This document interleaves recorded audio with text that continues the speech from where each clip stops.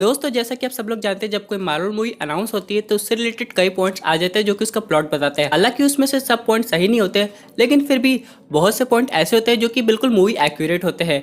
तो आज Spiderman 3 no वे home में कुछ ऐसे पॉइंट सामने है जो कि मूवी का पूरा प्लॉट रिवील करते हैं और ये भी बताते हैं कि यहाँ पे टोनी स्टार्क की एक मेजर टेक्नोलॉजी के पीछे विलन्स क्यों पड़े हैं।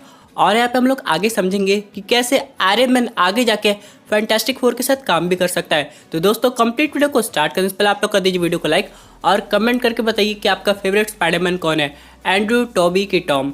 साथ ही साथ जो लोग मेरे चैनल पर नए हैं मेरे चैनल को सब्सक्राइब करके हमारी कॉमिक बुक टॉक्स फैमिली का हिस्सा बन जाए। तो दोस्तों हम लोग शुरुआत करते हैं बिल्कुल नई अपडेट से।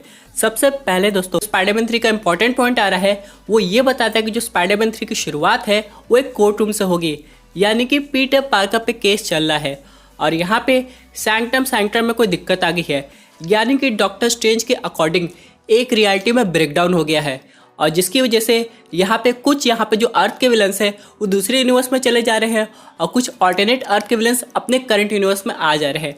और डॉक्टर स्ट्रेंज क्या कर रहे हैं, जितने भी सुपर विलन्स हैं सबको प्रिजन में कैद कर रहे हैं। दोस्तों आप लोग सोच रहे होंगे ये सब क्या हो रहा है, यहाँ पे डॉक्टर स्ट्रेंज का काम है रियलिटी को बचाना।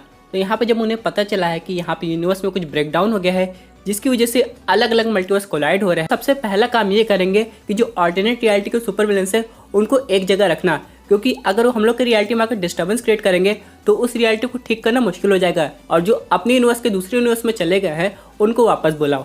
लेकिन इन्हीं सब के बीच में स्पाइडरमैन चला जाता है डॉक्टर स्ट्रेंज से हेल्प मांगने और वहाँ पर जाके एक गलती करता है जिसकी वजह से जो उनकी स्पेशल कैद थी सैंक्टम में वो ख़राब हो जाती है, यानी कि वो ख़त्म हो जाती है और जितने भी विलन्स थे वो सब आज़ाद हो जाते हैं।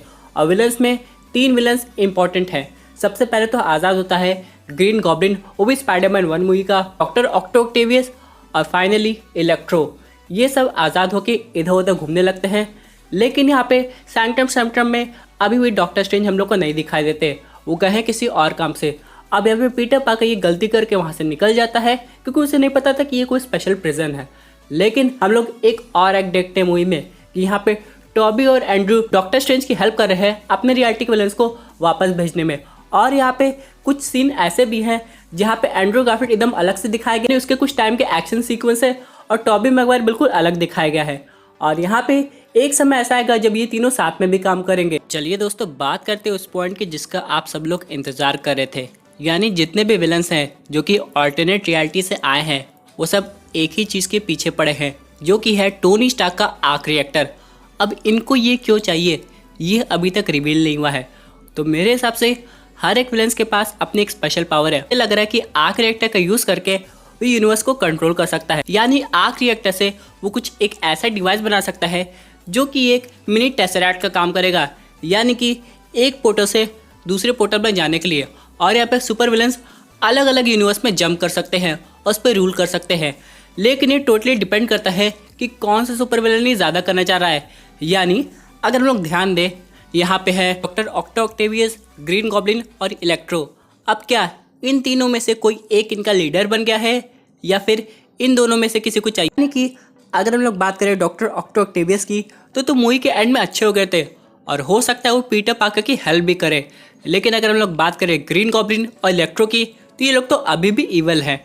तो हो सकता है ये दोनों एक साथ काम कर रहे होंगे और हम लोग को एक फाइट सीक्वेंस दिखाई दे ऑक्टेवियस और इन दोनों के बीच में। और यहाँ पे हो सकता है इलेक्ट्रो ही आर्क रिएक्टर को कंट्रोल करके अपना पोर्टल बनाए और एक यूनिवर्स से दूसरे यूनिवर्स में जाने के लिए हेल्प करे। और दोस्तों यहाँ पे ये भी कहा जा रहा है कि जो मूवी का जो फाइनल फाइट सीन है वो स्टैचू ऑफ लिबर्टी के पास होगा और वो जो स्टैचू है वो यहाँ पे कैप्टन अमेरिका की शील्ड भी होल्ड की हुई है। यानी दोस्तों ये मूवी एग्जैक्टली शुरू होती है फैल्कन एंड विंटर सोल्जर के बाद से। तो यहाँ पे हो सकता है जब फैल्कन नया कैप्टन अमेरिका बन गया हो तो यहाँ पे उसे कॉन्ग्रेचुलेशन करने के लिए स्टैचू ऑफ लिबर्टी पे एक शील्ड लगाई गई हो। लेकिन इन सब के अलावा यहाँ पे एक क्वेश्चन आएगा, क्या सैम विल्सन का केमियो हो सकता है? जी हाँ दोस्तों ऐसा पॉसिबल है, लेकिन ये केमियो ज़्यादा देर का नहीं होगा और काफ़ी हिडन तरीके से दिखाया जाएगा जैसा कि हुआ था एंटमैन पार्ट 1 में। अब यहाँ पे दोस्तों चलिए यहाँ पे एक और चीज़ की बात कर लेते हैं कि विलन्स का क्या होता है। तो यहाँ पे दोस्तों प्लॉट के अकॉर्डिंग बताया गया है कि डॉक्टर स्ट्रेंज और पीटर पार्कर मिलके जितने भी विलन्स थे सबको अपने यूनिवर्स में टेलीपोर्ट कर देते थे, लेकिन बस एक ही विलन बचता था जो अभी तक नहीं टेलीपोर्ट हो पाया था, जो कि था टॉबी मैगवायर के यूनिवर्स का ग्रीन गॉब्लिन। अब आप लोग तो सोच रहे होंगे उसकी डेथ हो गई है पार्ट 1 में। यहाँ पे दोस्तों रियलिटी ऑल्टरनेट तरीके से काम करती है। हो सकता है ये उसी वक्त टेलीपोर्ट होके रियलिटी ब्रेकिंग की वजह से उस पॉइंट पे आ गया हो जब ये जिंदा हो।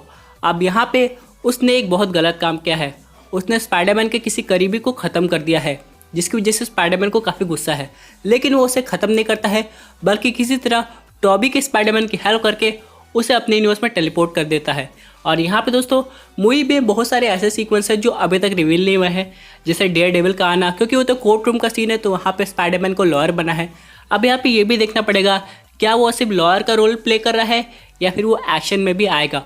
और अगर ऐसा होता है तो आगे जाके जब मूवी एंड हो जाएगी तो स्पाइडरमैन को डिफेंडर्स के साथ मिलवाएगा कि नहीं मिलवाएगा, ये बहुत बड़ा क्वेश्चन है। इन सब के अलावा दोस्तों चलिए बात करते हैं हम लोग अपने अगले इंपॉर्टेंट अपडेट की, जो कि रिलेटेड है टोनी स्टार्क और मिस्टर फैंटास्टिक से।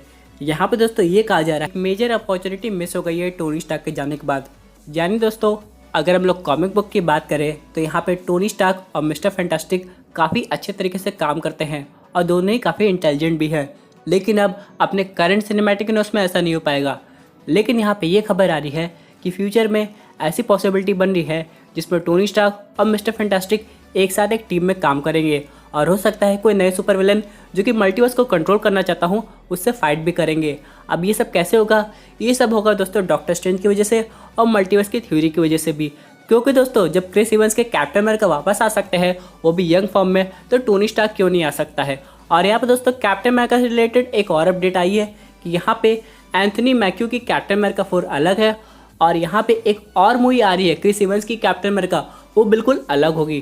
तो ये काफ़ी इंटरेस्टिंग बात है। और यहाँ पे फैल्कन एंड विंटर सोल्जर में 2 डिलीटेड सीन थे जो कि नहीं दिखाए गए। सबसे पहला तो येलेना का, जो कि ब्लैक विडो की सिस्टर है, उसका भी इंट्रोडक्शन होने वाला था इस टीवी सीरीज़ में, लेकिन वो काट दिया गया। और यहाँ पे क्रिस इवंस के कैप्टन अमेरिका का भी। हालांकि दोस्तों कहा यह जा रहा है कि पेंडेमिक की वजह से ये सब सीन इंक्लूड नहीं किया गया, क्योंकि इनकी सिर्फ आधी फिल्मिंग हुई थी। तो यहाँ पे ये काफ़ी अच्छी बात है कि हम लोग को वापस कैप्टन अमेरिका दिखाई दे रहा है, मल्टीवर्स भी देखने को मिल रहा है, और ब्लैक विडो भी आने वाली है बहुत जल्दी। इसी के साथ दोस्तों वीडियो ऑन करने से पहले एक फाइनल अपडेट की बात कर लेते हैं, जो कि रिलेटेड है guardians of the Galaxy holiday special से। यहाँ पे दोस्तों कहा जा रहा है ये तब आएगी जब थॉर 4 यानी कि थॉर लव एंड थंडर खत्म हो जाएगी और वॉल्यूम 3 से पहले आएगी। और यहाँ पे ये स्टोरी काफ़ी इंटरेस्टिंग होने वाली है, और ये सब कुछ कंप्लीट भी हो गया है। तो देखना ये है कि इसमें हम लोग को क्या नया देखने को मिलेगा। तो ये जो शो है ये वॉल्यूम 3 के अलावा और कौन सी नई मार्वल मूवी से कनेक्टेड होने वाला है। तो दोस्तों ये थी एक अमेजिंग अपडेट जो कि रिलेटेड थी स्पाइडरमैन 3 से, आयरन मैन से, क्रिस इवंस के कैप्टन अमेरिका से। आई होप आपको ये वीडियो पसंद आई होगी। वैसे आपकी क्या व्यूज़ पर्टिकुलर टॉपिक पे अपने व्यूज़ ज़रूर कमेंट कीजिए। दोस्तों अगर आप ऐसे सुपर हीरो कंटेंट एंजॉय करना चाहते हैं तो हमारे चैनल को सब्सक्राइब करके हमारे सुपर हीरो फैमिली का हिस्सा बन जाएगा।